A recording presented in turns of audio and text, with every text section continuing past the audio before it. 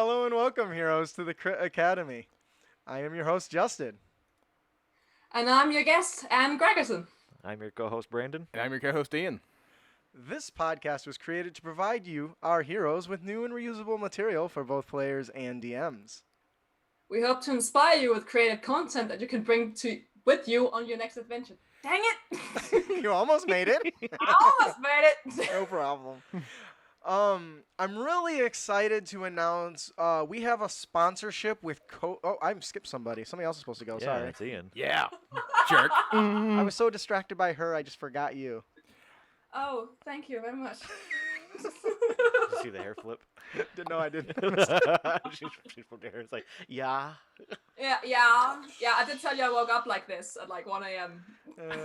I wish I woke up that good. Our show may not be suitable for young children, but neither is our D&D games. I am really happy to announce our sponsorship with Kobold Press. In fact, this episode is brought to you by our generous sponsor, Kobold Press.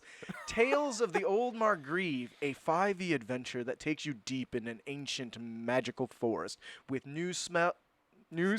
Of course, there's new smells. That would be a forest for you. The new book smell.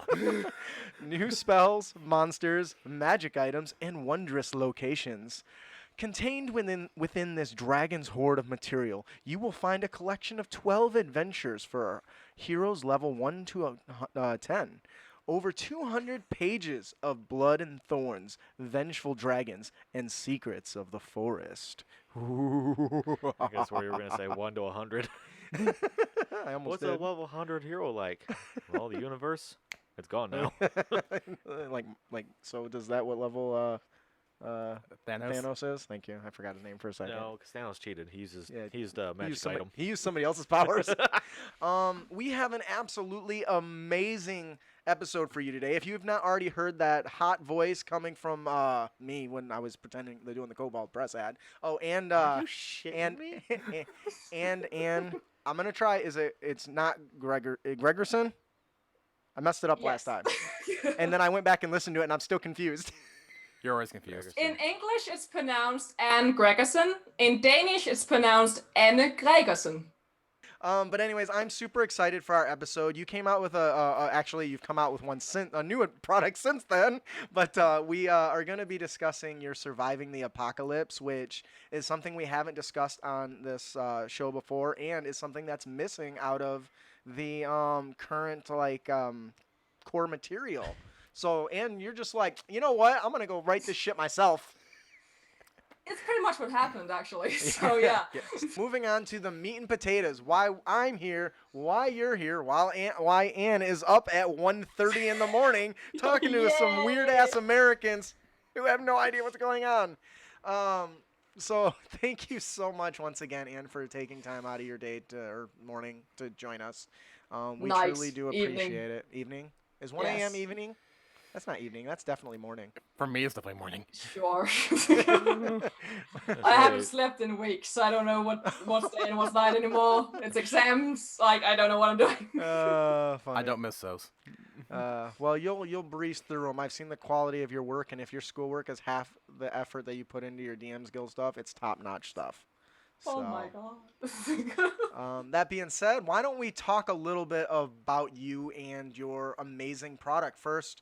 For those of our Crit Nation listeners who are listening for the first time, do you want to tell them a little bit about you and your involvement in the D&D world, so to speak? As I said before, my name is Anne, and I study digital design in the University of Aarhus in Denmark.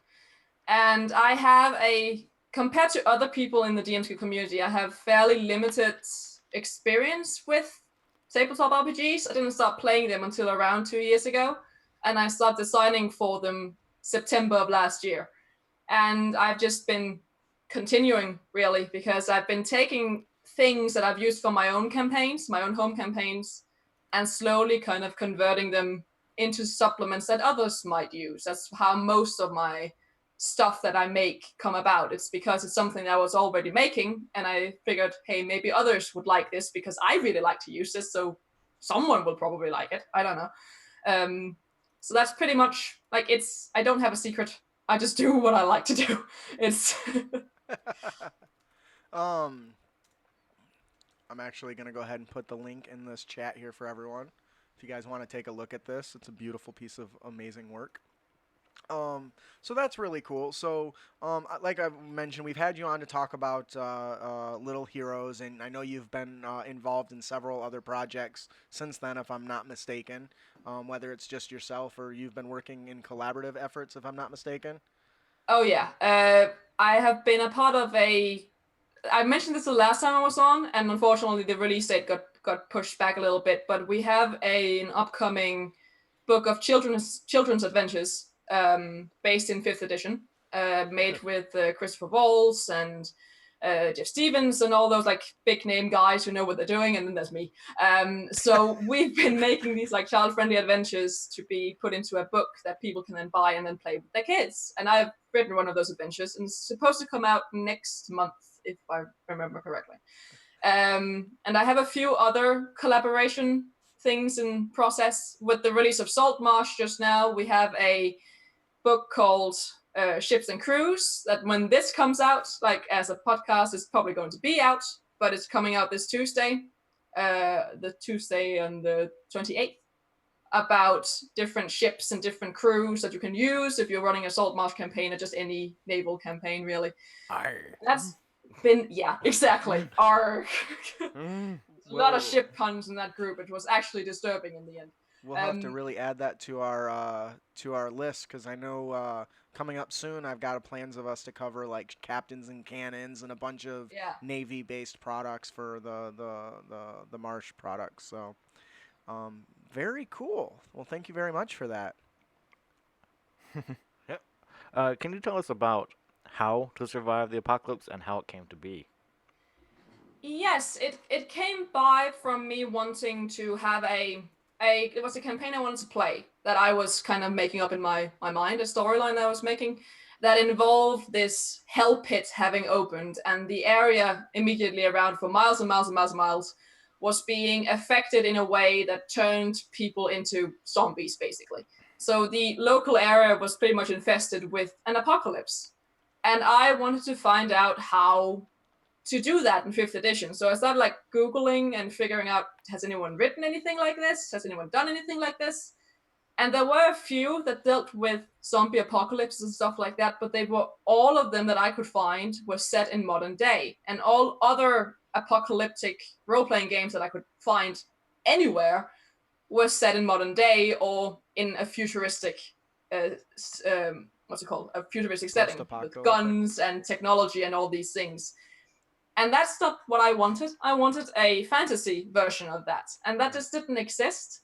So I just started creating my own, like figuring out how that would work logistically and making notes and finding articles and pieces of fiction and movies and TV series and stuff like that, and kind of researching how that could possibly work just by looking at how medieval culture would function and imagining what kind of duress would happen, what duress could affect that way of life and so on and so forth. And it kind of spiraled and then this suddenly happened. Wow, that sounds like quite the journey you had to go on there. If there's one thing I've noticed about your work compared to everyone else's, your bibliographies are so well fleshed out. So kudos to you on that. I'm pretty sure I put a name once. I don't even know if it was the right name. But not only does she have the sources, she has the authors and the true amazing work you did. And it just shows how much work goes into something like this when you have the bibliography laid out like you do. I'm just curious. I know you said you're going through like various material as inspiration. Did you watch Kingdom on Netflix? I did. It's in the bibliography. Oh, excellent. It's almost like people skip those parts generally when they're reading content. It's true.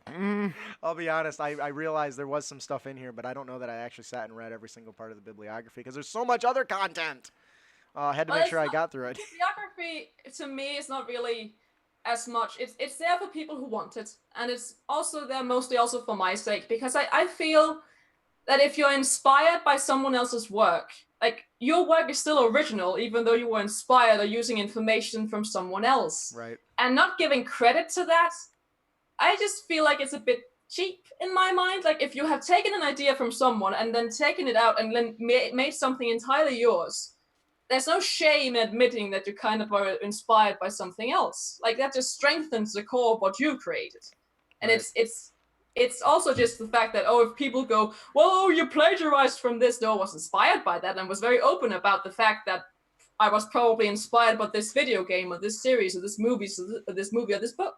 Like you can't just have an original thought. A lot of what we think about is pulled from various strands of media and various strands around us all the time. Right. Like, it's very hard to come up with an original idea these days. Yeah, I definitely. I feel like I owe Arnold Schwarzenegger in the Conan series an apology then, because I certainly don't think I added that to my bibliography of whipping ass in the brawler. Yeah. I love Very how cool. you included a lot of the classics too, like Waterworld. Mm. That was included in there. That was a good movie. That War of the Worlds. Some Yeah. good content here. So why don't we go ahead and start moving on and talking to some of the content. So we're basically going to work through the chapters. We might ask you some questions, but we basically want you to give us a kind of a capstone of some of the content in there. Give them a taste, but not too much, something that'll draw them in, because we definitely want everyone to check this product out. But we'll go through and kind of discuss some of I mean, there's 140 pages of fucking awesome here. So we figured it would be best. The full title of the product is Sir Alkian's Sir Alkian. Alkian. Okay, I've been trying to figure out how to pronounce that fucking forever. Sir Alkian's Guide to Surviving the Apocalypse. So you have a really nice introduction here. We kind of covered that a little bit about talking about how you come up with it and what the reason for it. Can you talk us about what really comes together? What is part one about when the world has ended? Yes. Part one is really about how the world came to be how it did. Like building a world that's touched by apocalypse. This is very focused towards when the DM is making the world and deciding what apocalypse affected it and how. Like deciding how the world structure on a very macro scale is built and how it interacts with other elements and what themes to kind of consider when deciding the era of the apocalypse and the type of the apocalypse and the location of the apocalypse. Like these things that should be decided before you start really getting into the nitty-gritty stuff of the adventurers actually exploring the world. Because it's very important to know these things before you go in, that there is that actual reason for the world to be as it is. That's a really good response. It's almost Thank like you. she wrote all the material. No. And actually, I guess someone on the first topic of like creating the apocalypse, like how many? Yeah. I had the question to my tongue and it disappeared. I hate when that happens. Story of my life. Yes. All right. So for your second chapter, creating the apocalypse, what was your process of determining the different types? I wanted to touch on the classics. Like for the ones watching, the chapter 2 is about like the steps to making an apocalypse. So it's different kinds of like overly thematic ones that you have. The classic one, the Horde, that everyone knows. That is all about a zombie apocalypse. Right. When you think apocalypse, that's kind of the first thing most people think. Like, okay, zombie apocalypse. Yeah, okay. It has to be there. It's very classic. That's the first one. That's the one people kind of gravitate towards because, okay, that's something that I know. And then I started thinking about what other classic apocalyptic scenarios exist in mythology or that we know of and so on. That's the Rapture. That's like from the Bible. And there is the Visit, which is all about aliens and stuff like that. Some of them, I will admit, I put in for my own benefit more than anything else. Especially like the Flood was inspired heavily by Waterworld, for instance, because I really like Waterworld. I think like it's a guilty pleasure movie of mine. I really, really like it. So I felt that might be there. And also with the release of Saltmarsh, I figured, okay, that could work. That would probably be a thing that people can use. Mm-hmm. And some of these apocalyptic scenarios have a monster template attached to them. For instance, the Horde has one, where you can then take that and place it on top of every existing monster in the monster manual or any other kind of monster manual, and then change that monster into a zombie.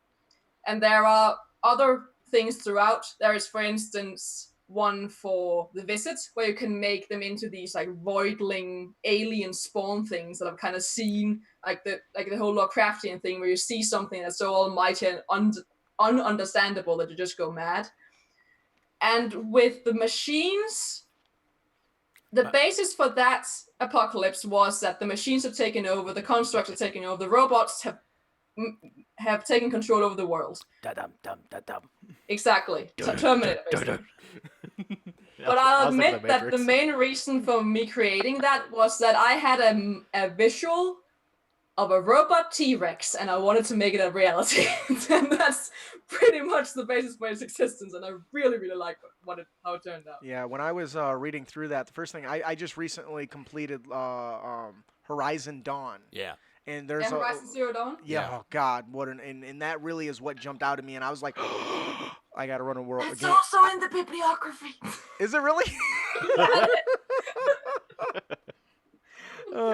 Clearly, I should read the bibliography again, or first. I like that you say, "Oh, it's almost like this," and I'm like, Yeah. Awesome.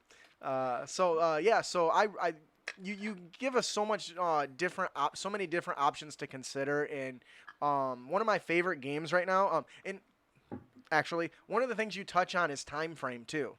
Was that in this chapter? Or is that a different one? I forget which one that was in. But that was in the first chapter, okay. Chapter 1, Adventures in the Apocalypse. Yeah, you talk about timing of the apocalypse. When did it happen? Is it something far off in the distance that people have forgotten what really happened? Like in the Shannara series, right? This you're in this fantasy series, and it didn't used to be like that sort of thing. And oh shit, spoiler alert. Anyways, nice. Or is it something that's recent? One of my favorite games that I play right now is Final Fantasy 14, and their entire cataclysm is less than 10-year event. It happened 10. There's people alive that remember frickin' Bahamut breaking out of his containment, which turned out to be the moon, and just destroying everything. I just censored myself. That's weird. Fucking destroying everything, and you touch on the little details of how that impacts like the culture and all that stuff. And I just think that is such an amazing inclusion to make sure, because I hadn't really thought about that until I was reading through your book, and I was like, you know what? I always make that shit like so far off. I don't need to. I'm gonna make that shit happen at the beginning of the adventure. Let the adventurers actually experience the goddamn world ending, and then having to survive through it. And you that genius work. Aw, thank you. What is it with spiders in your cameras? What the? Is there a spider on the camera again? On that one. Oh, well, whatever. You really held up the conversation for that. Yes.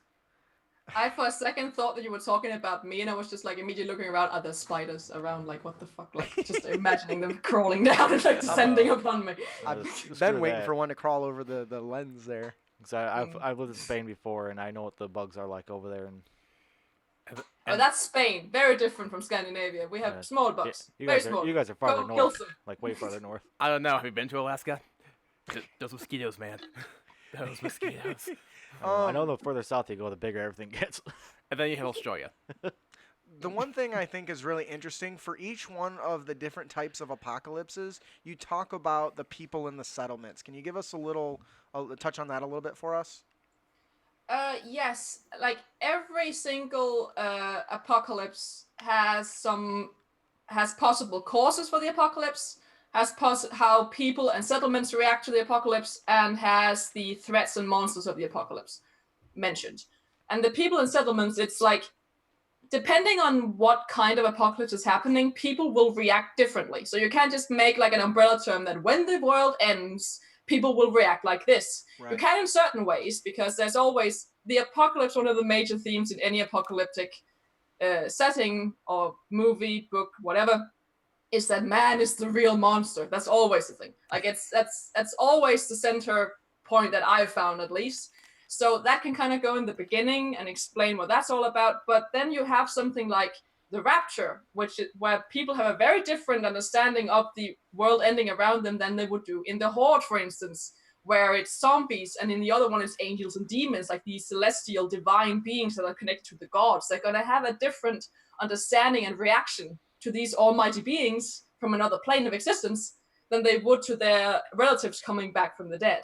And it also touches on how settlements would be built and where they would be built and how they would function, because that's also a thing in the apocalypse. Like, a lot of the time, the adventurers will just wander in the wilderness, and there won't be a lot of big settlements, like large settlements.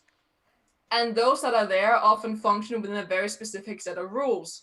For instance, if you have an intelligent foe that you're up against, as is the case in the Rapture, you're gonna have to be more clever with what kind of settlement you're living in.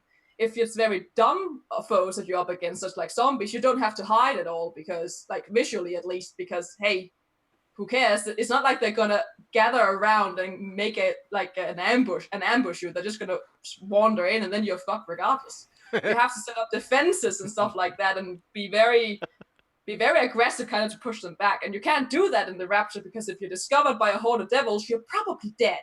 So you're gonna have to figure out ways to flee, to run away, and figure out ways that you can just stay hidden from these ethereal forces that you can't possibly deal with. Right. You got to include a human, this black dude with a duster and a cowboy hat goes up to you every once in a while and says, "A settlement needs your help." Did you not get that reference? No, actually, honestly, I was reading something. Fallout 4 reference. Fallout. It's Fallout 4. Fallout 4. There's I a wasn't. main- Annoying NPC in that entire game. I wasn't listening because I was reading something. I'm sorry. I How can't do two dare you things not at pay once. attention to Yeah, it's guests? one of the main characters in that game. Yeah. Like, every half hour he calls you and is like, "Hey, a settlement needs your help." Like, I'm Yes. busy. I was actually. Spoilers for the first 30 minutes of Fallout 4 or something like that, but you're basically told, go and save your child. Go and save your son. And then you step out, and immediately a guy in a duster goes, "A settlement needs your help," and doesn't move the plot forward at all. And you're like, yes, fuck my baby, I will go and help you, random dude. That's funny. The one thing I think that was really interesting that you had done is that you took the apocalypses and utilized their nature to create different effects, such as the diseases cinder fever and frost lung. So now, not only did this apocalyptic event take place, but now, guess what, players? You have to deal with, like, literally the fallout of said disaster in a more indirect way. Because yeah, you can, okay, we're being invaded by aliens. They got blasters and shit. They can shoot you. That's one thing. But to have like a spread of a disease or something that's a result of that kind of having to be something they have to worry about is just fantastic. And so how did you come to including something like that in your catastrophes? It came about that in the way that the first apocalyptic scenario that I wrote down was the zombie one, of the Horde one, because that's the one that I had the most information about. It's the one that I just knew the most about, and it was the one that, like, it was the obvious choice. And the theme in a lot of zombie movies is, of course, like, the tragedy of being bitten. And then the characters, if you watch The Walking Dead, if the character is bitten, you always have like the hour of the characters moping around and being sad and deciding who will kill the guy before they turn and do that whole thing, like, and be very dramatic about it. And it's always like a time process that it happens over time.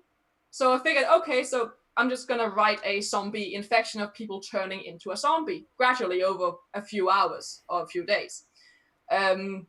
And then I figured, okay, that's actually a really cool mechanic that you can be in a group of people in an adventuring party, and then someone can start to maybe cough or have bloodshot eyes or get a fever, start to become irritable. It's like, oh, do they have symptoms of something? Like, are they infected? And that kind of paranoia and fear resonates very well with the idea of the apocalypse and the hopelessness and the lack of faith and trust you have in other people around you, that you're always thinking they're hiding something. And hiding that you're deceased and probably dying is a pretty big secret, and something you often see idiots do in zombie apocalyptic like things where they don't tell you that they've been bitten. It's very frustrating. They cover it up. No. Yeah. That's not an affected zombie. Never ends well. That's a drunk hobo. Why did the barbarian start wearing a shirt? Very Now- weird. And cold. Yeah, it's what? You're never cold. Let's Yeah, but say- then I started thinking, like, okay, what other of these apocalypses would it make sense for there to be this sort of infection? Because it's not in all the apocalypses. Right, It doesn't right. always make sense. But in those where it did make sense, I felt like that is just an added bonus that the DM can then choose to ignore if they wish, Mhm. and just have it not be in there, or they can employ it and make like an extra element of their world building.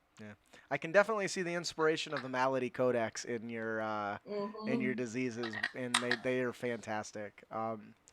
There is of all Also in the bibliography. of all the things we talked about, there's something you touched on that I don't think I've ever seen as an apocalyptic event, or at least is not coming to my mind, and that was the growth. Ooh, yes. How did you come to this idea that nature just runs rampant and just says fuck everything? And how did you even what was your inspiration for that? Because I don't think I can think of any instance where that was a thing, but it sounded fucking amazing when I was reading it. It reminds That's me a of bit Nausicaa. embarrassing, and that's actually not in the bibliography because this is because I forgot it. It's not because I omitted it on purpose. But have you heard of the mastermind called M. Night Shyamalan? M. Night Shyamalan, yeah, I've heard of him. What Made a twist. little movie called The Happening, where Oh, the plants get very angry. No, I haven't actually seen that, but I know he shits on a lot of my favorite stuff. Yeah. So In The Happening, the plants get very angry, When the lettuce fights back. and they fight back, and they make all the humans kill themselves in very weird ways. And Mark Wahlberg is an excellent actor, and the plot of the movie is not that great, but I like the idea of nature fighting back. I didn't like anything else about the movie really, like as a quality product, but like the idea struck with me, like, okay, how can I make that not bad? and you nailed it. Make it something that's actually a bit cool. Yeah, you really nailed it because if you think about it, the wild quickly expanding and growing could really be a problem. I mean, giant trees growing in the middle of like cities, and like I'm thinking like Teldrassil style, like most people, I guess not everyone knows that, but in World of Warcraft, there's like a tree that's so big it's like got an entire like civilization on it, and something like that just busting through the ground and coming to life and saying fuck y'all, and its trunk and all of its vines or not its roots spreading out and just destroying everything, and bringing all these blights and blight spawn and everything that you've made is just. It was such an awesome idea, and I hadn't seen anything like that before. So kudos to you. Although I guess there's like half the night elf buildings in Warcraft 3. Yeah, that's true. I don't know. It's some of all the things, that one's something that stood out because it was so unique. Awesome, and you did such a great job on the writing. Oh, thank you. Thank you. And if it feels like I'm praising her a lot, she's not paying me.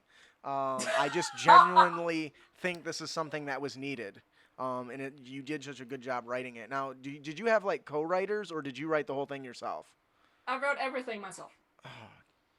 Damn, you must like write really fast because there's well, when did you start doing this? How long did it take? I started writing in December, and it was released in early March. Okay. But I had done a lot of the way I write is that I write in my head a lot. Like I have everything in there, and then when I start writing, it just kind of spills out. So a lot of the writing was actually done before that because I'd done all the research then, and then most of it was already kind of done at the end. Wonderful. All right, so let's move on to part 3. Or part 2, is that? All right, we have a ways part to 2, go. Surviving the Wasteland. Yes. So that'll be chapter 3, the Apocalyptic Society. Didn't we just cover that? Kind of. I asked about settlements. We probably is there anything on the settlements you'd like to touch on that we didn't cover already? Not really. A little bit, because this looks more into how settlements would actually function in the as in like internalized. Right. Because it has these things about how cities might be ruled now that there is no like higher government anymore. Like everything about society as we know is gone. There are no laws, there are no kings anymore. Everything is just kind of ruled township to township. So in that sense, a lot of minor city-states it's going to pop up, and they're going to be ruled in different ways. Like some of them are going to be ruled by crime, where it's crime bosses and thieves that are taking up hold and are kind of controlling everything. And others will be more totalitarian in how they run things, be very militaristic and very controlled. And there's going to be like racial societies where it's just like it's kind of an us and them mentality, where you're not allowing other people in because you have that fear of other people again. Like man is the real, or humanoids are the real enemy in all things. So like you stick with your own and then you shun everyone else. That can also happen. So that's more of a tool for the DM when they're creating minor like settlements and so on, and also gives a guide on how big settlements should probably be. It's a shorter chapter, and it's kind of meant to go hand in hand with the people and settlements from the apocalypses above as well. As we go into the next section, optional rules, I'm going to ask a question we kind of touched on a little bit, but haven't gone too in-depth on. What makes an apocalypse setting the apocalypse setting? What, aside from the obvious, sets it apart from other settings? Because the closest we really have to 5e, as I said before officially, is something like Curse of Strahd. And one of the big thing that stands out about it is you're stuck there, and you only have so many resources to pull from. From what I've been able to, based on the research that I've done, and also, of course, my own subjective opinion, there is, as I said before, the threat of other people and the fear of not trusting anyone, and that whole thing that's been touched on a lot before. There is also just the fear of losing humanity because of your need for survival. It's kind of humanity versus survival, like which of these elements weigh the heaviest for you? Like that's the struggle that a lot of the characters in apocalyptic stories go through. Like, are they going to lose their sense of self to survive? And that's what these optional rules are there for. They are there to instill a sense of a survival game onto 5th edition. Something that 5th edition is not meant to be. And I'd like to emphasize is that the survival mechanics in 5th edition are not really that deep. Like they have dehydration and starvation and stuff like that, and exhaustion and endurance, but it's very minor, and it's not really meant to take up a lot of time, which is why there are a lot of optional rules, so that the DM can kind of pick and choose what fits best at their table and with their players. Because in my opinion, if you have an apocalyptic game setting, an apocalyptic game that you're running, you need to instill some sense of hopelessness and dread and some need for the characters to want to survive and test their own morals against the hardships that the world throws at you. Really. Right. Because I remember you even touched on during the zombie apocalypse section where we're like, yeah, it's kind of hard to make it threatening and challenging to the players when the clerk can just step in and go, turn on dead, and they all catch on fire. Yeah. See, that was like with the polymorph spell that we mentioned before. I actually say in this book that if you're playing with the zombie apocalypse, consider removing clerics and paladins, because they are such a bane against undead that it kind of nullifies playing any other sort of class, really, because they are so much better at dealing with them. Right. And I also come up with, I think I've mentioned at least, that could be a reason why the undead scourge became as rampant as it did. Ooh. That suddenly all these holy fighters lost their powers. Like, what happened? Why can't they defend us anymore? Now our defense against the undead, they're gone. We can't do anything. So they just overran the entire continent. And then maybe that's the purpose of the campaign, is to find out what it was that severed that connection to the gods and try to restore it so we can actually reclaim the world that was taken from us by the dead. There you go. Yeah. That's amazing. When I was going through the optional rules, the first thing that jumped out to me, if I was to run a survival personally, in the back of the DMG, there is a rule set for gritty realism. And it turns short rests into day-long, like long rests, and long rests are like a 10-day, right? A week, yeah. Which is insane. So in order for a spellcaster to get all of their spells back, they need to rest for a whole week. And all short rests are now 24-hour rests. And it really can bring a sense of dread to your characters when they can't recover their hit die for a whole week. So every time they take a short rest, which would be an entire day in the adventuring, they have to really think about the combats that they deal with, that they choose to engage with. Because if you know that you get fucked up now, you're not going to heal from it for like a week, and you know you got to go back out fucking tomorrow to get food, you're probably going to take less risks. Yeah. I mentioned that actually on page 76 of the book, that about the long and short rest. I do exactly that, where a short rest is 1 day and a long rest is 7 days. And I also provide some additional rest that you can employ and in kind of either in place of or to use in addition to the rest that you already know. Right. And I would also think that, as we kind of mentioned, a key part of the apocalypse is the lack of resources that everybody has access to, which is why things have gotten as bad as they did.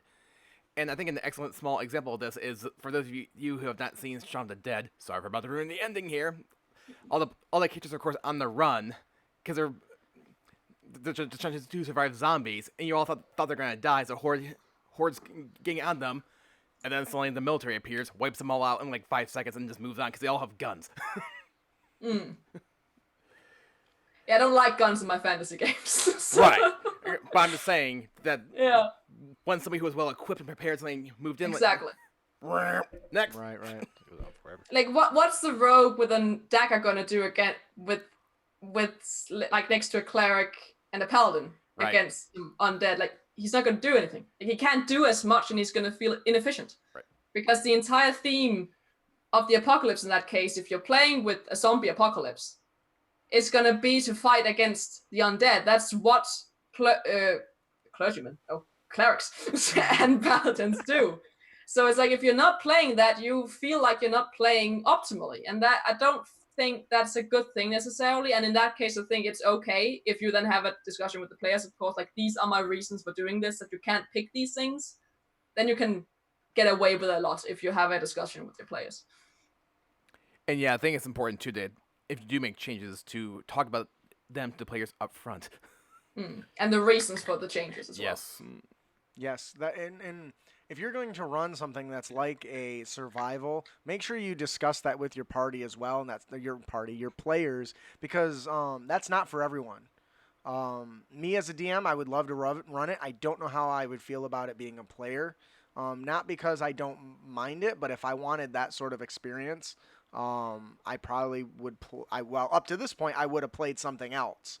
Because there's games that do it better. Now that I've got Sir Alkian's guide to surviving the apocalypse, that may not be true anymore. But that was one reason I had steered away from it in 5e, because there wasn't fleshed out rules for everything, and I didn't want to have to sit and, not that I don't mind making shit up on the fly, but I would have trouble being consistent with it.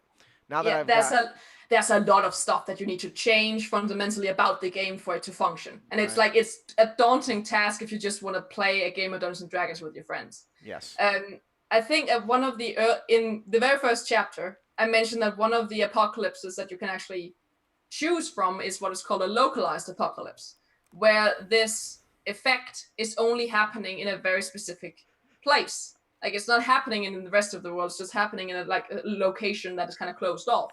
And I really like that mentality, because that means that the players can go into an apocalypse and then go out of it again. So they can kind of step in and out, and then they can take a breather, because if they're always in that apocalyptic setting, they're going to be like they're going to be tense the entire time. And if they can get the chance to kind of step out and completely like relax and just have fun and not worry about surviving, that's going to fall more in line with the traditional 5e game that they're used to. So I can really recommend that if you're going towards it, like starting an apocalyptic campaign in 5th edition. What about material components for healing? Did that while she's drinking? I thought that was a cat. Yeah, like, so did I. That was, God damn it. That's really good. I think I mentioned that yeah, there it is. That healing spells, like, another thing that I mentioned before, is that the whole thing with dread and despair and having to hunt for resources, is that if you have healing spells, you can then make it so that the healer has to go out and look for special plants and special resources that they need to cast the healing spells, because that means that they are harder to come by. It means they can't just heal through all the power, through all the damage they take. It means that sometimes they have to run, and sometimes they have to be scared, and sometimes they're going to have to make sacrifices that they're not comfortable making because they don't have the resources to survive if they don't. Right, and I think that's important to getting that surviving the whole apocalypse thing. That whole vibe comes from not being able to just snap your fingers and fix everything. Whether it's the stupid, what is the stupid, the good berry, you have to remove that shit if you're gonna run a survival game, because you can fucking make 10 of them and one will fill somebody up for a day. Like, you just be sitting in your whole adventure, the druid just be sitting in a temple, just fucking casting this shit all day long and feeding everyone. So, Yeah. this product brings in to focus the sometimes need to remove stuff. There's some people say I don't like to limit my character's options. Well, that's true. I don't like to do that. But if I wanted to run an adventure like this and I talk to the crew, hey, I want to run this survival against zombies, but I want to remove clerics and paladins because you can just snap your fingers and fucking send them on their way. What do you guys think about it? Ooh, I just thought of an interesting alternative to like the cleric and paladin problem against undead. Like, not all undead sources that we've seen in media is necrotic. Like, look at like 28 days later. They're not dead, they're diseased. Okay, so Have gone insane. well, then you'd have to probably get rid of just cure disease then. Right. Or make it a curse. Well, then remove curse. God, man, spells definitely make it a problem. It's a good thing you point out. Maybe you just need to lessen the amount of magic in the world. Or just change what the monster is. Resource go. management. Yeah. It's like that's Or something that could be fun for the person who is playing the cleric. He can make it so that there's no clerics or paladins anymore, and this person is training themselves via history books. They don't have a teacher, so they can learn all these major spells at some point, but it's going to take a lot to be More able to do effort. it. So yeah, sure, you can be that cleric, but there's some things that just aren't going to work for you for the purposes of the campaign. Maybe. I like that. Go ahead. Yeah, it's also just the case that we kind of touched on, that if the DM can provide the players with a reason for why they're removing stuff. Like, no one likes that. Well, you can't do that. Why? Because I said so. Like what Ian said. Like, it's not nice. It's annoying to hear. But if you say, well, we want to play. We have a thing that we want to play, a survival game. For that to be doable in 5th edition, I think we need to remove these things. Otherwise it's just not going to be in any resource management, and the survival elements will be lost. Right. Like, there's a reason for it. And the same with the paladins and clerics. If we don't remove paladins and clerics, then if you don't play a paladin or cleric, you are not playing optimally. And that's just the facts of it. So actually, by taking paladin and cleric out, you're giving the players more options to be efficient. Because if they were still if they weren't picking cleric or paladin, they weren't being efficient. And they would be outshined by the cleric and paladins. Yeah, exactly. Likes. Very cool. So there's a lot of really great stuff here. You go into like scavenging and stuff. Can you tell us just a smidge about that? Sorry, I kind of zoned out a second. What did you ask? I was gonna say you go into details about scavenging and stuff. Could you talk us a little bit about that?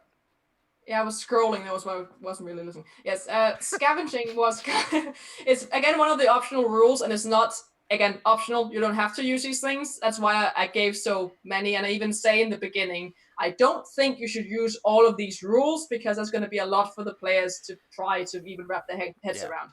And the scavenging rules kind of give you ways to explore buildings and locations and look for items, look for food, look for resources that you need to survive.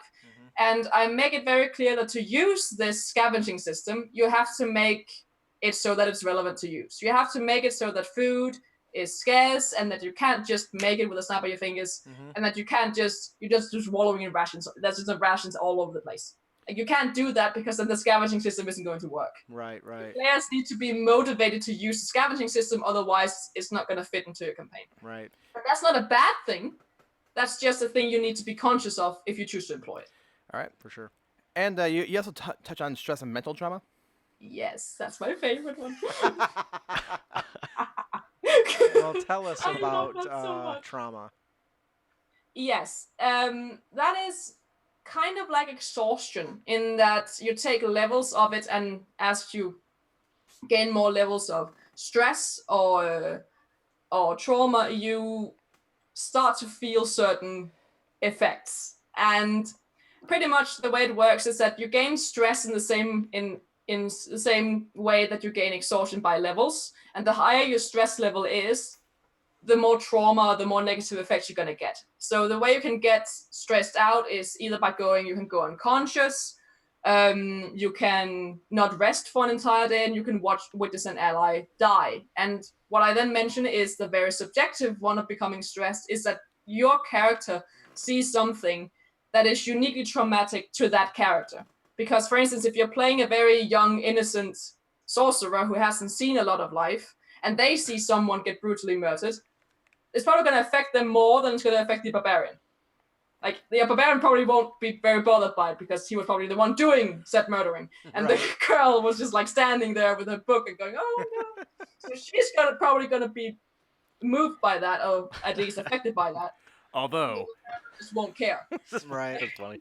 Are you okay? Yeah. I've never seen intestines before. Although, There's a lot of them. Comes to my face. although I bring it on in black. What is a girl doing with a book doing by herself with a bunch of monsters?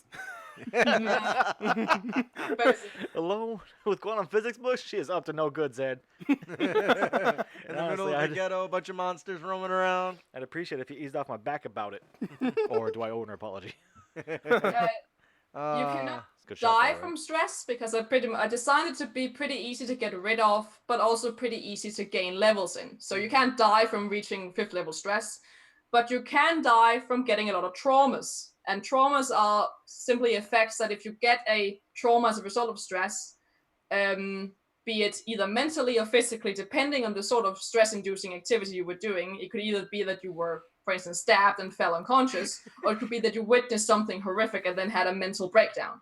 Like, you can have different effects happening to you. For instance, you can have a twisted ankle, or you can have a festering wound occur, and that would then give you some penalties. It's the same with your mental stats. You can become distracted or get a headache, and you can become get amnesia, nightmares, or develop a phobia. And these traumas go away after a time, but it takes a long time for them to actually disappear completely. So they are effects that stay in place for a long time that you need to care for, and that you have to be careful that you don't get too many. Because if you get 3, your character slips into either a catatonic state if it's because of mental trauma and they die, or they succumb to their wounds if they're physical traumas and they die as well. So that's an additional threat to kind of raise the stakes in this apocalyptic setting. Yeah, as a DM, I feel like it would be a lot of fun to play with this with other NPCs. And showing like a group of adventurers that come out just as your group is about to leave, and one guy's got a tick, and you're like, you're pretty sure he didn't leave with that, you know? And you start showing these signs of stress throughout the entire, like, all the NPCs, and bringing a lot of focus to that as a key feature, because this, of all, I agree with you. Of all the stuff that's in here, this is pretty amazing, because I could see myself using this in a regular D&D campaign, not just a survival one. So because of that, I would really, as a DM, make sure I included this not as just an effective on the PCs, but also the NPCs, and make sure that it comes through that this is a thing that everyone has to deal with. Just like real life, everyone has to deal with stress, you know, and trauma and shit. Oh, that's fucking nasty. What the hell is that? Stink bug. Oh, there's something crawling on his mic. Yeah, my face has been like an inch away from this thing the whole time. Please get rid of it. Hi, buddy. How you doing? Don't squeeze it, though, because it attracts... Fucking nasty. You flew that way somewhere. Yeah, now it means I gotta find it. Anyways, moving on. Actually, just making this quick, considering that we're getting tight on time. That actually made me think about how, again, Attack on Titan, where as far as they know, when the show starts, they are the last of humanity, because like there's like a giants roaming outside the city, and you also saw early on, okay, we're gonna have an expedition and go and fight the Titans. Very small number come back, and they're like, So moving on, you have a lot of character and player options in this this book as well. Specifically, looks like you've got quite the options of, are they equivalent of the races, right? Is there a race that's your favorite that you've created? The Vardalka, definitely. Those are aliens. Do you want to tell us about them? Yeah, they are a very sad race, but also quite cool. They're made to be alien kind of slaves to apparitions and stuff like that. That their creation was mixing the essence of an apparition with the essence of a humanoid, and then creating Voidalkas. And they are pretty much bred to be slaves and be servants to powerful apparitions. And they have this very cool thing where they can, it's called alien mind trick. That's what it's called. Which is a racial feature where they know the message cantrip from, that's just a racial ability.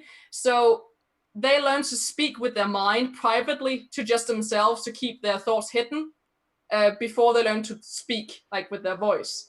So the way they choose their names are actually chosen by the child, who then communicates it to their parents through their mind instead of before they're even able to speak. Awesome. And they have a very kind of reserved kind of personality, and they are very subservient and very lawful in nature, just because they were bred to be serving other creatures. I believe I have a quote for them. Yeah. Like every section of the book has a little quote from a fictional character just to kind of give some leeway in the narrative. And I do love them so much because I actually imagined them playing this almost like very hyper-focused and very hyper-capable artificer that's just a bit removed from other people, like have a very low charisma score but very high intelligence, and just be like, and walk around and be all like high-nosed and highbrowed about everything. Really, really like them. I think they're so cool. No, Tate, you weren't ignored. Just Justin's been rambling on and on and on.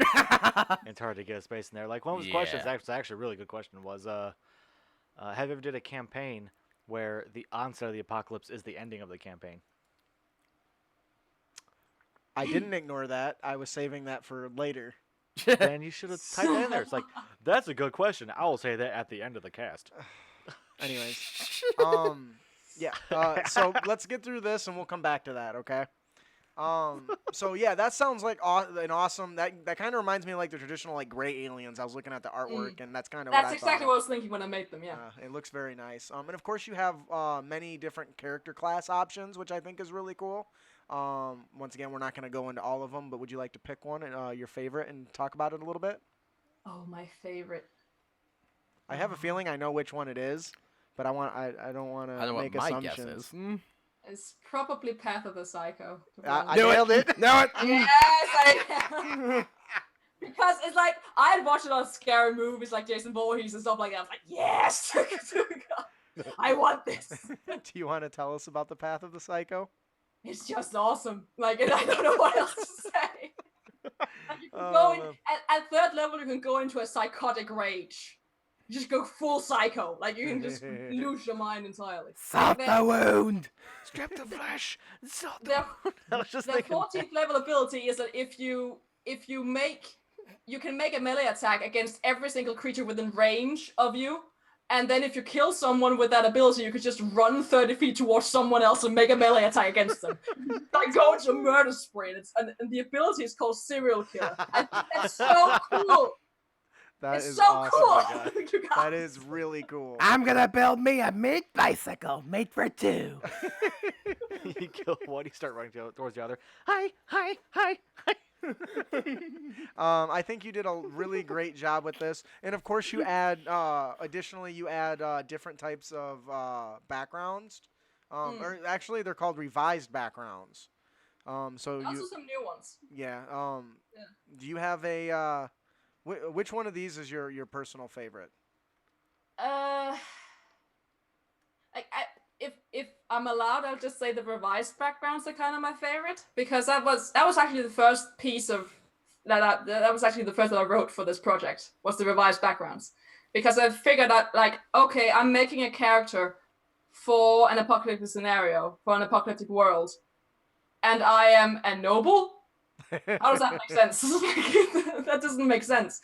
So kind of rewriting them to fit into a world touched by this sort of calamity was so fun, and really made me think about how the world has changed for these characters. That you can't just take what's in the PHP and kind of pull that in and say, oh, now I have a character, this fits perfectly with what's going on in the world. No, you can't do that. You have to change the backgrounds to fit accordingly, because there aren't that many guilds, or they're going to be different at least. And religious orders are not going to be popular everywhere, and criminals are going to run rampant and stuff like that, and it's going to be very, very different. So that's probably my favorite. That's actually very clever because I would have never thought of that until after I was like, "You're a sailor." In the apocalypse, all the water was melted or destroyed. So, Where do you come from? yeah, what the fuck, man? So Yeah. that's actually something I hadn't considered. So very cool. It's amazing that you thought about that. The last thing I want to touch on is the vast amount of monsters that you've created. You input in the 4 horsemen of the apocalypse. Yeah, how they were literally horses, weren't they? Well, Yeah. there's horsemen and horses, so. Yeah, well, the 4 horses of apocalypse. As a guy who likes to customize his monsters, I never have gone into the amount of detail that you have just because it's so much work. So, kudos to you. Of all the things you did, though, my favorite is all the templates you created for the different really like those as well. monsters. That is something that is sorely missing in most of like the 5e stuff. Is I think there's like a half dragon one and maybe a couple others, and that's pretty much it. I do a lot of variants, so being able to apply a template is something I've been doing, and I'm totally taking some of the ones from your amazing, especially the machine ones, to create my own home brew. And you don't need to just use those in apocalyptic scenarios. You can just take those out Yeah, absolutely. and say, I want to make a fire beholder. Who doesn't want a fire And beholder? It's like, it's a beholder, but it's on fire. Or a zombie T-Rex. Oh, Yes. For all Robot you- T-Rex as I've made. For all you Dresden Files fans out there. that's hilarious. I love Dresden. I finished the video series, which wasn't long enough. Something else I gotta mention too about this book is that the art in this book is freaking amazing. Oh yes, absolutely.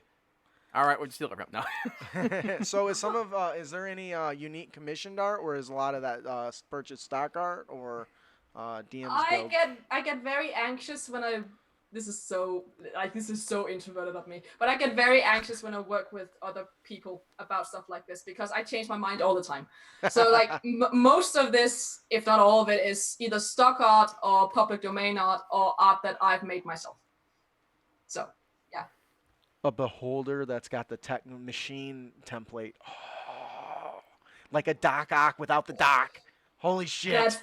That's actually really cool. Like imagine like the wiring and then it's just like an red eye of death that just like swirls into it. It's like Oh my god, that's awesome. there's a laser. I love it. It's literally laser eyes. Um I know what I'm doing next to this. Fuck what I was doing before. No, I'm doing this now. We're kind of running out of time because damn, you made a big product and Holy there was shit. just so much to discuss. Yeah. No, don't apologize. I love it. So we got a lot of other questions that we wanted to ask. Unfortunately, we are running out of time for our main topic. So there was a question from New York Tater. Brandon, would you like to share his question again? Yes, his question was, have you ever ran a campaign where the ending of the campaign was the onset of an apocalypse? Yes. Can you give us a little more? In my world, in the last campaign, we're running a campaign now that takes place 25 years after the first one. And in the first campaign, they accidentally released something called the Aspects, Whoops. which were ancient deitic, like godly powers that were not part of the pantheon. And it then turns out, after some digging and some like writing on their or reading on their part, that it actually turns out that it's the 7 deadly sins and the 7 heavenly virtues that they've released. And the 7 heavenly virtues are actually still trapped, so it's now just the sins that are loose, really. And how they escaped was through this opening that they made, and this is where the kind of all this hellish energy is spewing out of that I mentioned before, that this area around this pit is affected so much by it that people are going mad and turning into like husky zombies and stuff like that. So that area is affected by a localized apocalypse that's slowly spreading. And it's up to my players to maybe stop it at some point if they want to. I remember when that one shot I played on one time for a 4th ed ended with an apocalypse, but that's because the players were dumb enough to go when we met some interdimensional beings. Is that the worst you can do? No, we actually have these things. Is that the worst you can do? Oh well, if Gannett wants to escalate it more, we can.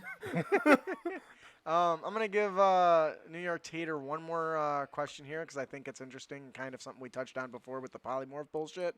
Have you ever ran a session that would have triggered an apocalypse, but the actions of the players thwarted it without killing the biggie? I don't know that I've never done anything like that because they always succeed in my adventures. Well, we did blow some dwarves by accident. I've Oh my god. I ran, and I can't. I'm sorry, but I can't actually say this because I know my friends are watching. I've ran sessions where they won, and they think that they fixed everything. Oh, I love it. That's but awesome. I can't exactly say how they didn't. So. Fantastic. And of course, I absolutely love this product. And how do you guys feel about it? It is very neat. It's very It's fleshed awesome. out. It's phenomenal. So we want to thank you for sharing it with us and coming on and talking to us about it. Obviously, as a content creator on the DMs Guild and just an all-around lover of writing, can you tell us of any upcoming projects that you're working on? Something you can give Crit Nation a little taste of? Yes, like my latest thing that I released was a monster loot supplement, and I'm working on installments of the other monster books. Yeah. Just as a vibrating in place. Yeah, of like War's Guide to Monsters and Mordenkainen's and Guildmaster's Guide and so on and so forth. And I'm working on those that they're gonna be out over the summer. Probably all three of them, if my magic is correct. And then I have an update for my campaign setting book that I'm working on, which is quite a big one, that adds a lot of different details to that. Probably around at least 30 pages more content, if I'm correct. And then I'm gonna move on to the next continent of my world, probably. And that's really what's down the pipeline for me. I'm really excited for the monster loot because having a guide that, hey, I want to chop off the head of the Medusa, and actually having something for it, or removing parts from the inside of a monster and having something useful to do with it right out of a book that I don't have to say, oh shit, what am I gonna do with the spleen from this stupid lizard thing it took? What am I gonna, All right, be careful with the venom sacs from that thing. Oh, took a shot in the face because he poked at it wrong. I know we're not talking about that supplement, but can I say like my favorite monster loot item from that book? Sure. Just because there is a crawling claw in the monster manual, like a CR0 thing. It's just like a hand that crawls around. And if you kill that, and if you loot that, you get one non-crawling claw. Non-crawling claw. Because it's dead, get it? You know, where did that tiger get And that 15 I silver? remember writing that sentence and was like, I'm funny. All alone. Like In when my it's apartment, just like, I'm hilarious. when that's like the third time you flipped your head. I'm fabulous. I'm so fat. Yeah. The thing that I think is funny, you know how some creatures when they die they like curl up? I totally would love to see this hand just turn into a middle finger.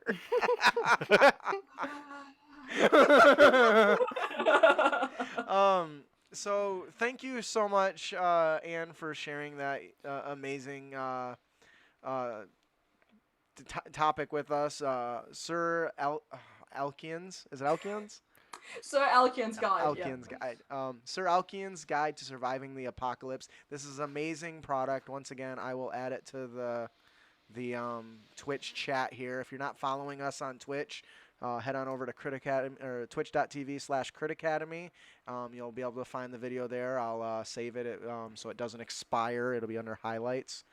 Definitely check this product out if you love D&D. Hell, if you don't love D&D, this I feel like is general enough that you can apply it to any sort of format with very little adjustments. So definitely consider picking it out. Data says that middle finger could be a trigger for a spell. Don't you know that's the somatic component for Fireball? Somatic, like, Yeah, it's the somatic. It's literally the somatic component for Fireball. It says you point your finger at somebody. no, I would more think that it's shield. Like, oh. Shield, you thought you was gonna get me? Sorry, biatch. No. Like, as a repeat from last time, I can hear noise. so I just need to go for a second. I'll be right back. Hang on. Okay. While she's doing that, we'll go ahead and before we move on, so moving on from our main topic, or before we move on to our unearthed tips and tricks, we have one more gift to give away: compliments of Loresmith. Hit the button, Kronk. Oh my god. Each episode, we will draw another lucky subscriber's name, and they will win the best-selling adventure, The Claws of Madness, Compliments of Loresmith. Loresmith is a small indie team of creative artists who remember exploring the realms together with friends, finding incredible places, and meeting colorful characters along the way. They set out to deliver an experience that sparks those lasting impressions that pushed them to create their first standalone adventure, The Claws of Madness. This best-selling adventure is one that you don't want to miss.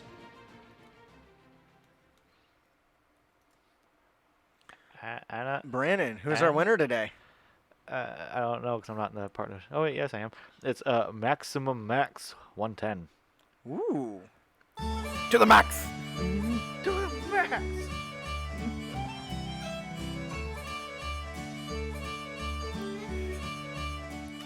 You know, that sounds like the name for a 90s comic book character. Oh, there she is.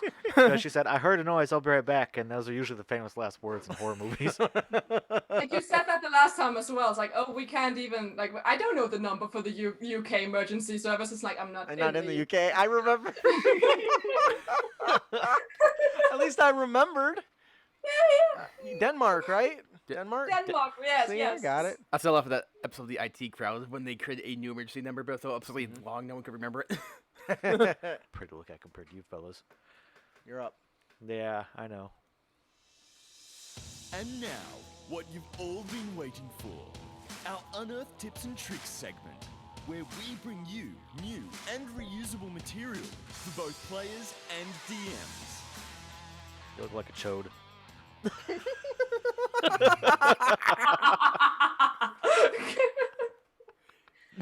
Kind Less words. like a cheese wheel, more like a Coke can. Thank you very much. It was And Maximum this Max is how you 110. create a healthy work environment. I don't know that it's healthy.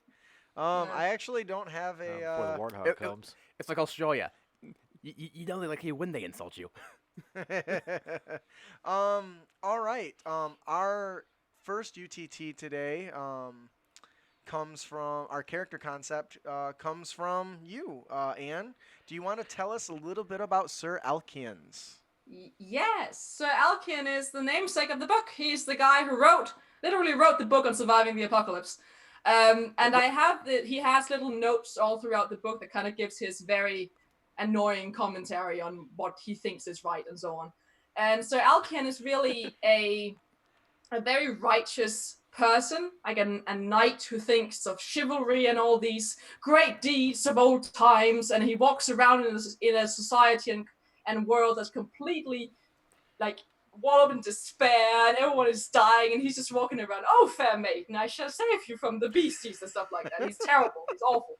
Like he in my head, he's completely insane. Like he's completely avoided himself from everything traumatic happening around him by making this persona of a knight and taking it on and being like very chivalrous in face of everything horrible happening around him.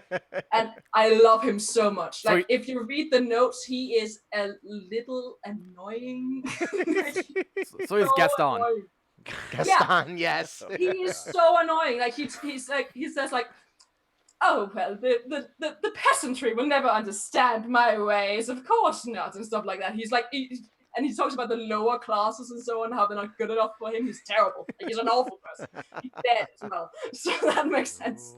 But I really like this idea of a character that can kind of have an almost jovial outlook on life just because they completely lost their marbles. Like I really like that mindset for an apocalyptic world because it makes sense that people are experiencing so much trauma and so many terrible things that their mind just kind of snaps, and they kind of have to find a way to figure out how to survive. I love it. It's very cool. I read of a few of his things, and I definitely got that impression. I think what's interesting, is he still alive? He is very much dead. It says so in the first note in the book, there's like a preface that says, that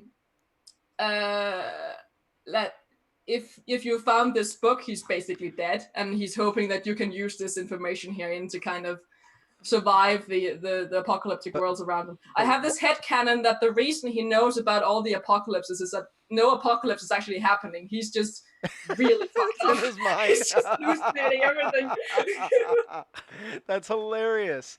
I think it's interesting because I wouldn't want to read the instructions of a guy who's not actually survived the apocalypse. Like, that was the first thing that I thought of. Just like, you're not here, which means you didn't survive. Why would I listen to any of this shit?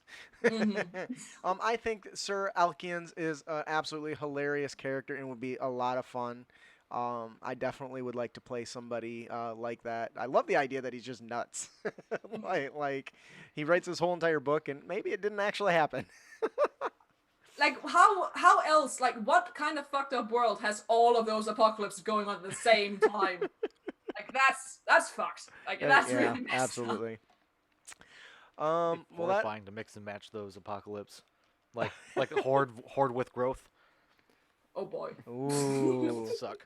That's hilarious. Or like the zombie apocalypse in the overgrowth or the growth stuff, where it's like zombie plants, botanical gardens everywhere.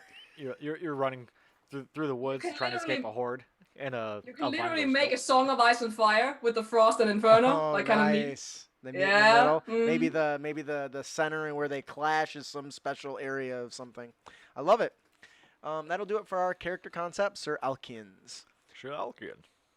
Ian, would you like to tell us about our monster variant today? Our monster variant is the Frostmare, and the origin of this is the Nightmare. And the new features are, instead of fire resistance, you make it cold, and you give him Icy Step. The Frostmare has a 5-foot aura that causes ice to form on the terrain around it. Any creature who enters the aura or starts its turn there must succeed a dex save or fall prone. Ooh.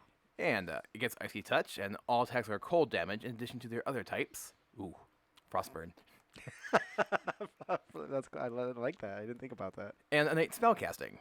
The Frostmare's innate spellcasting is Charisma. Spell save 13.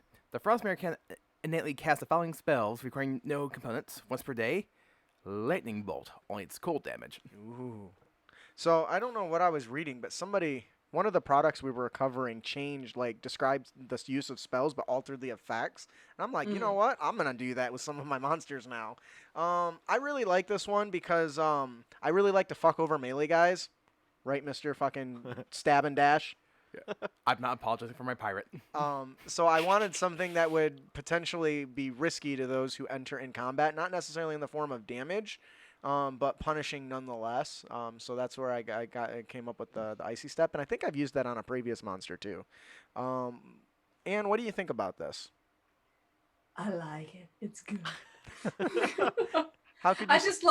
I like when my players who like rifling through the monster manual and think they know stuff. They don't know stuff. That's exactly I like why that. he does like, this. But I thought was resistance to this type of damage. Well, No. it was. Past tense. Because we've done that This before. one isn't.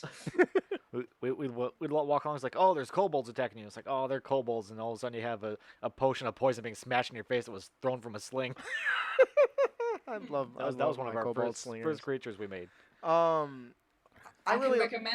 can recommend putting kobolds on mounts that have a flying speed. That's very fun. That's very, very fun. See, that would have been so much easier. I just gave all my kobold wings when I did the kobold, the Erd, the hexing Erd. Mm-hmm. But that'd been way cooler to put them on a flying mount. Flying giant bats. Flying squirrels. Giant bats. I like it. We're derailing from the actual monster variant. God damn it. Sorry. Frostmare.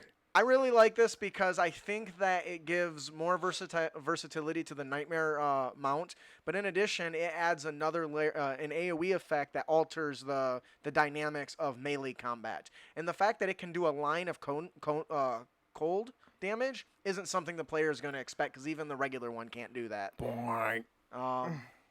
And I would definitely like to see something like this. What kind of encounters would you see yourself running with this? And would it be like a boss encounter, or like it's a minion of a boss, maybe side by side? Yeah, I would probably run it as a mount.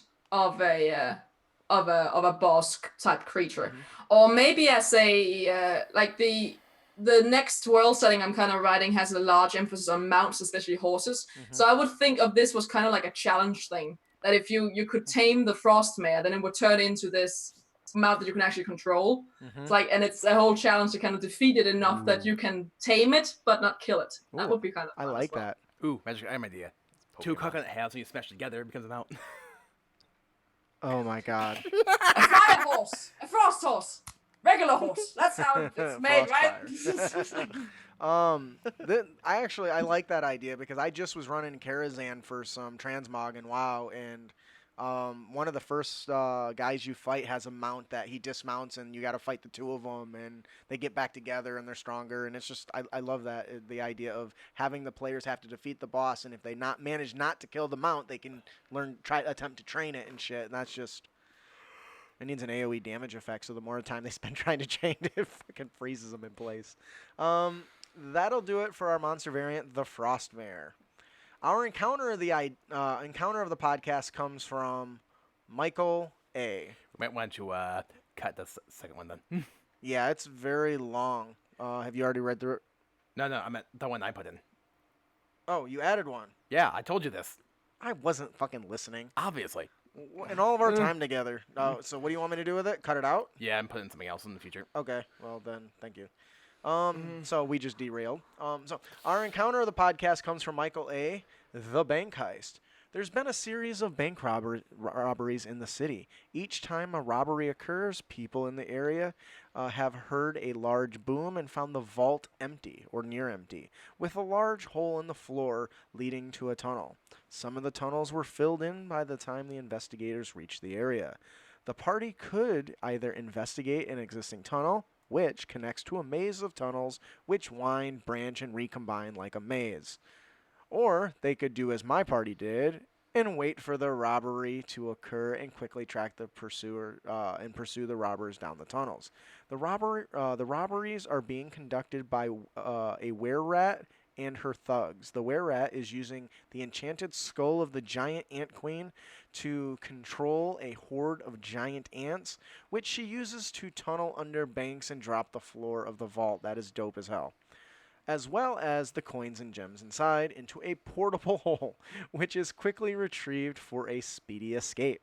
The ants cover their escape by filling the tunnel when they have time. My party ended up herding the ants into a choke point to minimize the herd tactics of the ants and defeat a few ways as they track the robbers deeper into the tunnel or into their hideout. This is pretty dope. What do you guys think about this? That sounds scary. Yep. Yeah. I I like don't it. like big bugs. Oh, you don't like them just crawling up all and around your legs and up your side and into your ears and all that jazz. Shut up. Why are you like this? Why would you do that to me? Like, I'm going to sleep after this. Like, that's not fair. Sorry. This is really Gonna be interesting. lying in the dark, just be like, yeah, there are bugs coming. I know this. It's fine. Like, I've accepted my death. It's fine. I accomplished something in life. I feel like this has to be inspired by Ant-Man. Anybody else? Yeah, I can see that Possibly. working. Because normally when I think Bank Heist, criminal as well. Like Ant-Man, isn't he actually like a robber? Like he a is. thief. Yeah, He he's a is a thief, thief. right? Um, Yeah, so that would make sense. Like next Ant-Man movie. So I think this is cool because usually when I think bank robbers, I think like bandits and humanoids. The fact that this could be one or two people who, in controlling these horde of ants, would make for a hell of an encounter underground. Because you could just send swarms and swarms and swarms of these things at the players until they get to the point where they're so exhausted that they finally get to the enemy at the end, and the enemy's not even that strong, but all your resources are gone from fighting a fucking legion of fire ants, which, by the way, getting bit by that shit sucks. It's a miserable experience. So even as a hero, you're like, ah! But I think this is really awesome. I love the idea that they would, in order to successfully capture it, the players have to think to try to set up an ambush. Because most players don't think like that. Nope. I just like most players don't Think? think. So it's like, oh, I thought you were going to like plan and Ooh.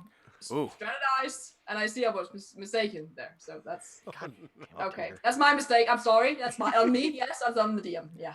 Ooh, idea for a apocalypse setting. Insect swarm. Ooh. Isn't that one of the? I would count that as part of overgrowth, probably. No, I mean I like can't remember anything. Like a swarm of locusts, like in the Bible. Yeah. Just fucking eats everything. yeah. That would be Ooh. Rapture. What movie did that happen? The Day the Earth Stood Still. That was a thing, right? In the Nope. new one with Keanu Oh. Reeves. Like they broke apart and the little nanites I- looked like a swarm of insects and they just ate everything man-made, I didn't but watch left that one. everything else untouched. I didn't watch that one. It was really good. You should. It's fantastic. Anyways, I love this encounter. I totally could see myself using it. Next time I run a bank heist, I definitely am not using normal people because that's clearly overrated. I'm getting some ants. That'll do it for our encounter of the podcast, the bank heist. And our magic item for this week is the Flame Drinker's Shield. Yeah, that sounds fun. This shield swirls with gold and ruby hues around the hellish skeletal head mounted to it. The head drinks in the tongues of flames meant to sear your flesh. As armor. Is that two things? Shield and armor? Well, when you in the DMG it categorizes it. I've messed up. It categorizes that as armor. And then also puts in parentheses shield Shield. because I copied it the text exactly from the DMG. So if you've got a fucking problem with it, Rare. call Watsy Yes. and tell them to fuck themselves. It requires attunement. While wearing this armor, you have resistance to fire damage. If an ally within 5 feet of you would take fire damage, you can use your reaction to speak Shield's command word. The target gains resistance to fire until end of turn. Ooh, this is a pretty simple one. Yeah. It's one of the rewards I have to give soon for an encounter. But what do you guys think? Taylor says the Pretty shield should be cool. a mug. Like I always like those items or abilities that can kind of help out another character for characters that don't necessarily have that sort of thing, like barbarians or fighters or rogues for that matter. Like they can't usually assist their fellow players in that way other than just killing the thing that is killing their ally quickly. Like it's like they can't do much else. So having something like that, you can kind of go, nope. That's kind of cool. I really wanted. I've been playing World of Warcraft and I've been doing a lot of the transmog stuff. And I just got the stupid skull flame shield thingy, and I was like, oh, that would be a dope ass magic item. And I need like a armor based one for upcoming player, a paladin. And I thought that this would be really cool. It's something that encourages the support of another person, like you're saying, Anne. And I like stuff like that. I prefer items that just don't boost damage, but have some sort of situational support effect. And this one really fit in the name. I love the name, Flame Drinker Shield. You like that? I totally stole that from 4th edition. So You'd think something like this would have charges on it, though. why? Just consumes your reaction, and it's for 1 turn. Yeah, it's not that powerful. It also only works for one kind of damage. Yep. So like it's yeah. And there's a range limit. So there's quite a few restrictions on it, which is why it's only rare and not like higher than that. But anyways, that'll do it for our magic item of the podcast, the Flame Drinker Shield. Anne, would you like to tell us about our Dungeon Master tip? Yes, I would. I see it's from a thing that I've written, which means I will probably fuck this up and I will have no excuse for why I did so. You can either choose to go with what's there or shorthand it for since you actually know exactly what it's referencing. Yes. Yeah, we've kind of touched on it before, is that if the Dungeon Master tip is about starving characters in a survival setting, that if you plan on using this sort of starvation and dehydration system where players have to scavenge for food, go look for food, ration food, or go back to a settlement continuously to get supplies for them to survive while they're out in the wilderness, you have to make sure they have a reason to do that. And removing spells such as Create Food and Water, Hero's Feast, Good Berry, that sort of thing, that can help with them needing to go out and buy or procure food in that way. It's also the same with the Outlander background, that they just have an ability from their background that allows them to find food for up to a certain amount of creatures automatically. Mm-hmm. And that takes a lot of the danger out of it because then that is fixed. They don't have to focus on that anymore. Right. So if you want to focus on starvation, then those elements either need to be altered or removed, because it does infect the balance of the game itself, that they are no longer fighting to survive Right. like the world in this way. So we also mentioned this before, that if you as a DM can present reasoning for your alterations, like people will generally be more likely to accept them. So if you just say, well, I don't want you to have those spells, players will be like, well, I want these spells. But if you say, like, I want this to be a game about us like having to fight to survive and looking for food and all these things, and you then just have these abilities that with a snap of your fingers you can have food, that's gonna take the fun out of it if that's what you're trying to accomplish, this whole scavenging and looking and searching and trying to survive in the wilderness. And the one thing I wanted to add on to this, in a lot of games that I've been a part of, if you have somebody roll, say, a nature check or survival check to go in and find shit, some people say, okay, you spent hours looking, you didn't find nothing, roll again, and they just kind of do that spiel. Some people say, oh, you didn't find nothing, you spent the whole day hunting, you come back with nothing. That's okay too. What I really like to do, and I'm sure I've touched on this in the show before, is when you make a low roll for that stuff, let them bring back shit. It just might be poison and misidentified, or have some other sort of, maybe it adds to the trauma effects that we've discussed from surviving in the apocalypse. You can do so much with a low roll in a situation where survival is important. Consider including detrimental effects as opposed to just not finding something or asking them to keep re-rolling. Hey guys, look! I found a bunch of plants here who eat their roots. These are all weeds. So, it's good for you. Eat up. I think this is really cool too because the person that's out hunting is usually the expert, so nobody's gonna think twice about it. If they come back, you say, yeah, you come back with about enough rations for half the people. So if you ration a little bit, you might be okay through the night until you can hunt again. And then everyone wakes up and is barfing and shitting their guts out. It makes hunting a lot harder when every time you take a step, you're in your stomach, or you got to stop and run and take a shit, or you vomit everywhere, making it more challenging the next time you go. So there's a lot you can do with that. So when you're starving your characters in a survival setting, you can do it more than just saying you didn't find shit. Poison those fuckers. And not just like disadvantage poison, like fucking vomiting and everything. The runs, like give them the Hershey squirts. Wow. Oh my god. Are you still with us, Ann? Now, after that comment, I'm getting tired. I can feel it coming. Okay, we're closing up here. Oh, That'll do it for our Dungeon Master tip, starving the characters in the survival setting. Our player tip, okay, so for our player tip, we're all going to say don't be a dick. You will as well, but you'll say it right after us so we can splice it together better. Yeah. And our player tip of the podcast is don't be a dick. Don't be a dick. And you can avoid dickitude by giving your humans identity. All humans may be classified the same, but do you think that they just refer to themselves as humans? Probably not. And more likely, they will reference their ethnicity or their culture. In the player's handbook, there are 9 identified. Which one are you when you're a human, Ian? The human variant. No, see? That's exactly the shit I'm talking about. Right there. Brandon, what kind of human are you? Usually pale skin. What culture?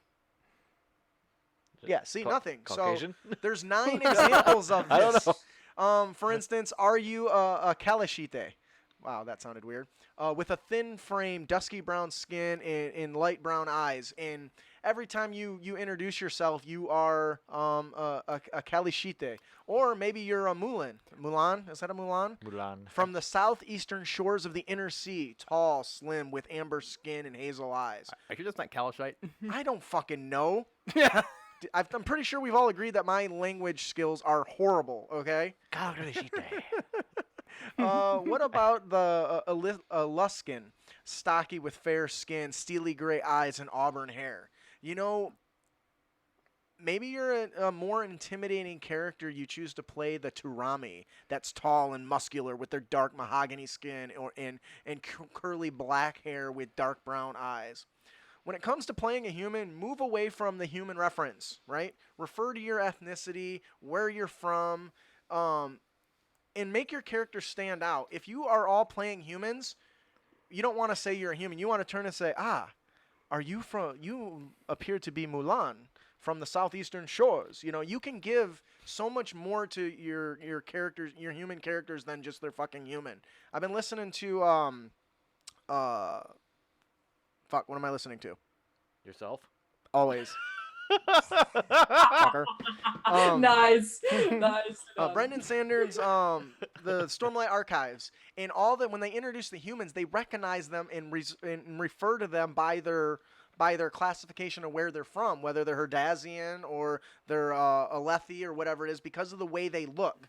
So when you pick a human, pick what they look and which area you're from, and as a DM, try to include that shit, because otherwise you're all humans, and that's fucking boring. What do you guys think about this? Sorry, I went on a rant because I never realized how boring we are with humans until just recently. So, Anne, what do you think? Yeah. She's like, I don't give a fuck, man. You're all humans. No, It's the it's same. like I just have to kind of think about it, because we are dealing with a world where there are more than just human races, which is not the case for our real world, where Right. we're just like we that's not really a thing.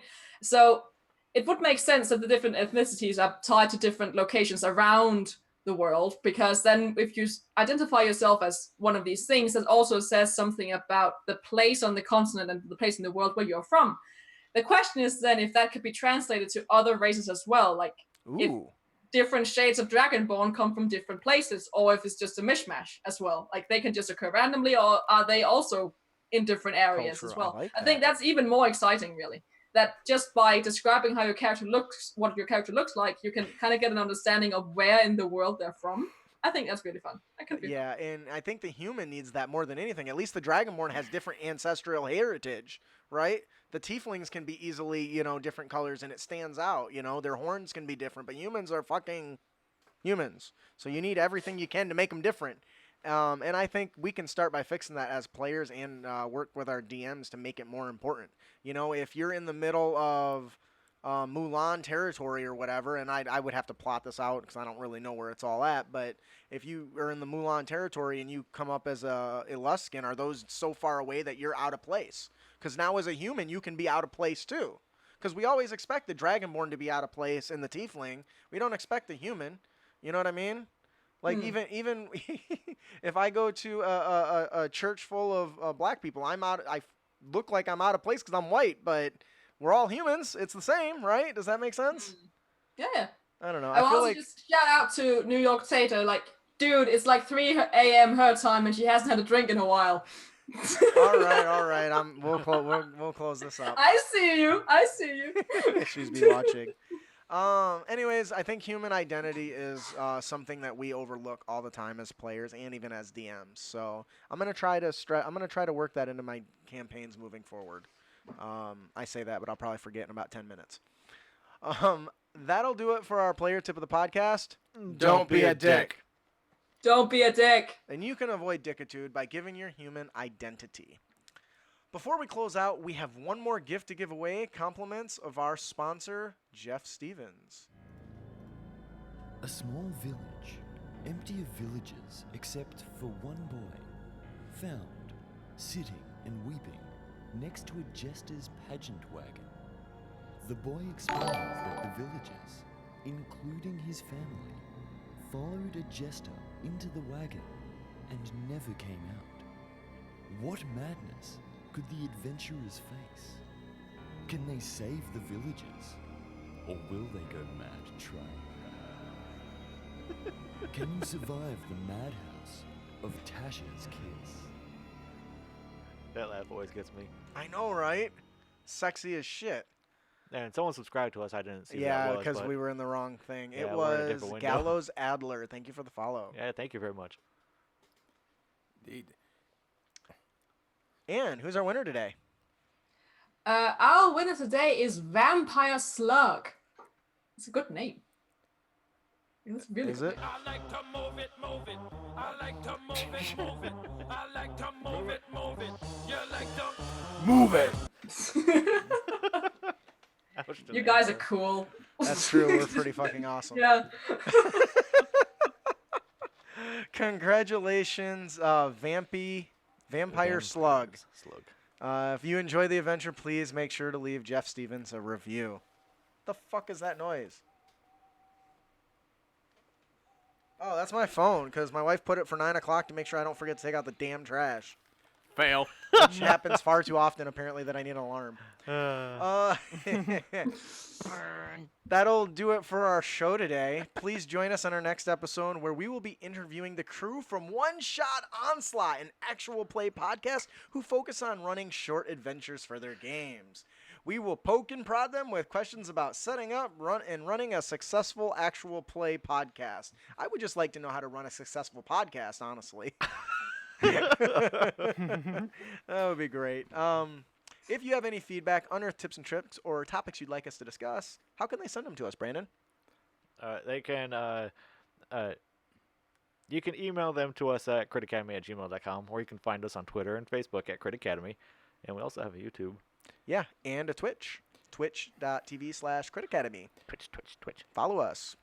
We hope you've enjoyed your time here at Crit Academy. If you did, you can help others find the show by leaving a hopefully 5-star review on iTunes or your platform of choice. Or just send us a message telling us how much you like the show. Hey, Ann, would you like to take that last part, there? Also be sure to give them a like and a share. Yes. If you can't, if you want to support the show, you can become a patron for as little as $1 a month, or you can buy some of our plethora of content as we grow on DM's Guild. We have our Unearthed Tips and Tricks book. We have our Brawler, our Gun Mage, which I know Brandon absolutely loves his Gun Mage. That was fun. I killed a bunch of dwarves by accident. Now the dwarves hate you. Or you can just like and share our show when it's on. Follow us on YouTube and on Twitch and all that jam. There's a lot of stuff you can do to support us in a non-monetary value way. So, but if you want to support us in a monetary way, I'm okay with that. Brandon also does commission art, full color body art and shoulder line art. You can head over to facebook.com/critacademy to get all the quotes and prices and all that jazz. The deets. I got Joel finally give me his description, so I'll be able to work on that soon. Oh, that's fantastic. Let's close up. Brandon, if they would like to be entered to win fat loot compliments of our sponsors, how can they do so? All you gotta do is subscribe to us or follow us on Twitch, YouTube, and Twitter, and that puts you in the running for winning free stuff, and that's actually 3 times too. So we pull one name for each one. Yeah. Twitter's not really a thing, but follow us on Twitter anyway. You can sign up at our website. And our website, motherfucker. Yeah, you only been here for like a year. That's okay. Whatever. It's fine. Shut up. We make sure to visit our awesome fellowship members as well. Interparty conflict. Gabe and Jeff do an amazing job of answering your questions, and they're much nicer about it than we are. So definitely check them out. Yeah, they are. D&D Character Lab. In a week, as of this recording, D&D Character Lab has a special episode just covering our content. So I am looking forward to seeing who wins. Does somebody get their face punched in with the brawler or nuked with the gun mage? I can't wait to find out. I really wish I finished the druid before that. That's how it is, I guess. Yeah. Also check out Brute Force and Ignorance. I know they're on hiatus, but they still got amazing episodes you want to check. I would like to announce a new member to the Crit Nation Fellowship, The Kind GM. Follow him on Twitter at The Kind GM. His content is amazing, and he has so many different things going on when it comes to tabletop RPG stuff. So definitely check that shit out. I think that'll do it for our show. Before we close out there, Ann, do you want to give yourself one more plug? Buy my stuff. Follow me on Twitter at @flashback. I post weird thoughts and memes at times. Sometimes I'm funny, not always. Especially not now. I'm very tired. Yeah. But usually. What's your Twitter? And Splashback. And Splashback. And Splashback. Flashback. Are you sure she didn't say Splashback and not Flashback? Or You know what? You hear what you want to hear. That's true. That's why I'm still married for 10 years. Thanks, Tate. We can't wait to meet you too. All right. That'll do it. I am your host, Justin. And I'm your guest, Dan. Thanks for listening. I'm your co-host, Brandon. I'm your co-host, Dan. Thanks for listening. I don't know. Keep your blades sharp and spells prepared, heroes. Good times. Thank you all for joining us in chat. We hope you had fun. Thank you, Anne, for your dedication. Aw, hearts. Yes. We love having you on, and I'm sure if you're willing, again, we will have you on for a monster loot for sure, because hell yes. Yeah. All You right. can maybe do a thing when all the things are released. You can just like be here for 6 hours. I like you, but no, not that much. No, okay, 6 fair hours enough. is too much, and I'm sure my wife is already kind of annoyed that I'm spending 2 hours with a strange woman. So, Oh yeah, I'm a very strange woman. Mhm. all right, let's hit the closing video. Do you lay in ponds and distribute swords? That's a good way to build a government. Yeah.